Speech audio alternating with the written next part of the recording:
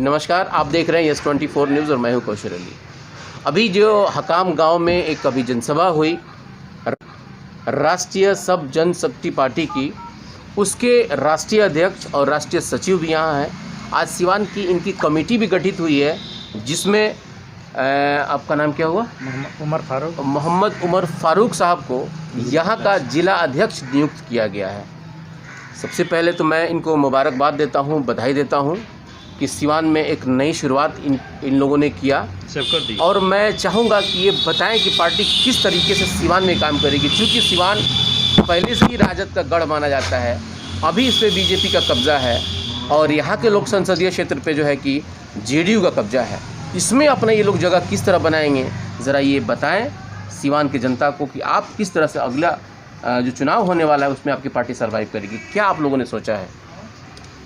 हमारा राष्ट्रीय सब जनशक्ति पार्टी जो है वो अभी मतलब हम लोग इतना दिन से देखते आ रहे हैं, जैसे हमारा बाप दादा के समय से या हम लोग को इतना उम्र हो गया, तो हर अलग अलग पार्टी को हम देख रहे हैं किस तरीके से काम कर रही है। हम लोग आज के डेट में बोली बहुत मतलब बिहार पीछे हो चुका है, और जबकि हमारे यहाँ बिहार में शिक्षा का कोई कमी नहीं है, मतलब ये नहीं है, लेकिन फिर भी हम लोग जो हमारी राजनीतिक पार्टियां हैं वो सही तरीक़े से हम लोग को गाइड नहीं कर रही।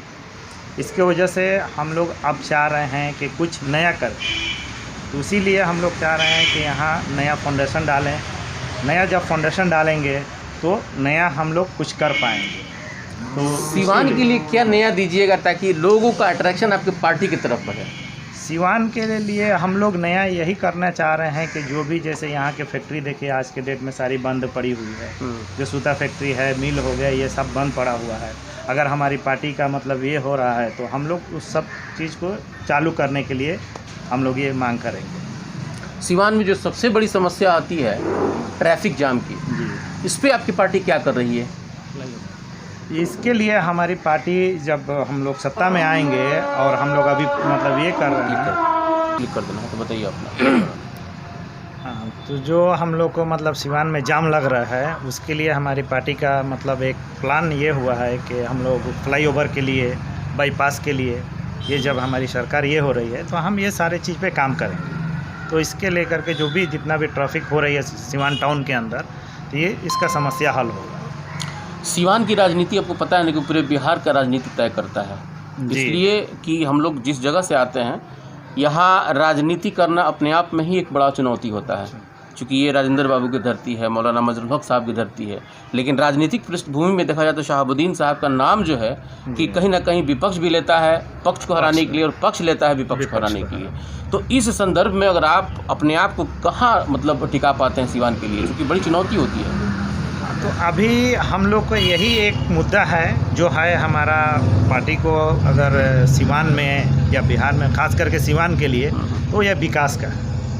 हम अगर विकास कर रहे हैं तो हम पब्लिक के ऊपर राज कर सकते हैं। यहाँ के राष्ट्रीय अध्यक्ष भी हैं, मैं उनसे भी बात करूँगा। एक राष्ट्रीय जो अभी एक बड़ा मुद्दा चल रहा है सर, अभी आपने 2 दिन पहले सुना होगा कि केसी त्यागी जी का निधन हुआ है, तो टीवी डिबेट के ऊपर हुआ था। तो अभी 2-3 दिन से एक ट्रेंड चल रहा है कि नहीं, अब टीवी डिबेट पे जो है कि इस तरह की कोई जातीय या ऐसा कोई कमेंट नहीं आना चाहिए जिससे किसी के प्रति कोई आस्था पे चोट लगे, क्योंकि उनका हार्ट अटैक हुआ है। कहीं ना कहीं कथित तौर पे लोग कह रहे हैं कि उनका हार्ट अटैक इसी मैटर पे हुआ है। इस पर आपकी क्या राय है? देखिए, भारत जो है ना, यह धर्मनिरपेक्ष देश है। यहाँ हर बिरादरी को अपने इच्छा के अनुसार भक्ति पे कोई किसी का दबाव दे करके जबरन कोई किसी से भक्ति नहीं करा सकता है। ये स्वतंत्र अपने से उजागर होती है, मन की आवाज़ है।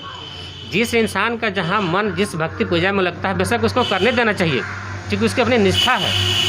जब किसी की निष्ठा को ठेस हम पहुँचाएंगे, जब भी उसकी निष्ठा को ठेस पहुँचेगा तो कहीं ना कहीं उसका मानसिक विक्षिप्त हो जाता है, वो मन का संतुलन बिगड़ जाता है और इसका चोट दिल पे लगता है। तो मेरा जाहिर सी बात है, जनता से निवेदन है, आपके भी माध्यम से मैं जनता को संदेश देना चाहता हूं कि किसी के पूजा पाठ में किसी तरह का हस्तक्षेप किसी व्यक्ति को नहीं करनी चाहिए। ये आज़ादी का चीज़ है। अभी जो एक्टर मरे हैं उनके मतलब मृत्यु का कारण जो है कि रिया चक्रवर्ती को बताया जा रहा है।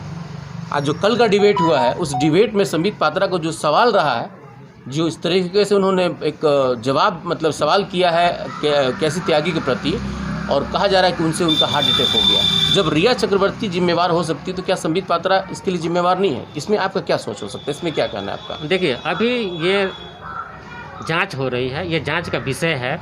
जब तक जांच क्लियर नहीं आ जाता है उस विषय बिंदु पर कुछ भी स्पष्ट करना ये मुश्किल है। उस पर कुछ भी नहीं कहा जा सकता है। ये जांच का विषय है, वो जांच हो रही है।